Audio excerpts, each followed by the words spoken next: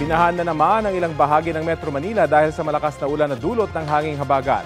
Kabilang dyan ang Araneta Avenue sa Quezon City na malimit bahain kapag masama ang panahon. Balitang hatid ni EJ Gomez.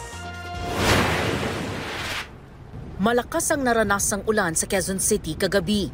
Mabilis na bumaha sa ilang lugar sa lungsod, gaya na lang sa Araneta Avenue. Halos 2 oras ang itinagal ng baha ayon sa residenteng senior citizen na si Lola Leonila.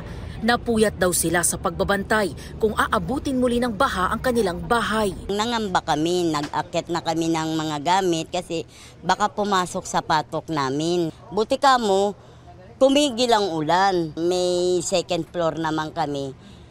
Siyempre, yung gamit namin sa second floor, puno na. Kaya sabi ko sa mga anak ko, tignan nyo ang tubig kung mataas na. Puyat talaga yan. Ayon naman kay Julius, umabot hanggang tuhod ang baha kagabi. Kaya hinakot niya ang kanyang paninda sa tabing kalsada para hindi abutin ng baha. Yung tubig, ang laki na eh.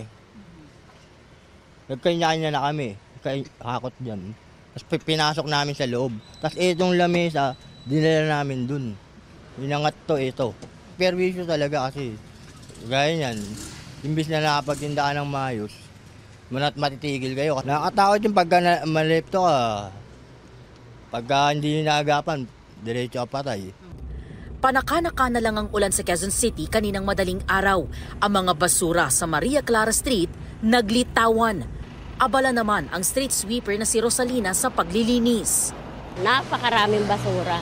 Talagang lumalabas din yung saan lugar. Tapos lahat dito ang tambak sa Araneta, lahat ng basura.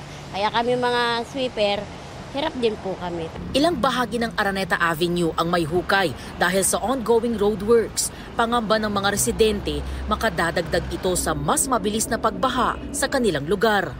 EJ Gomez, nagbabalita para sa GMA Integrated News.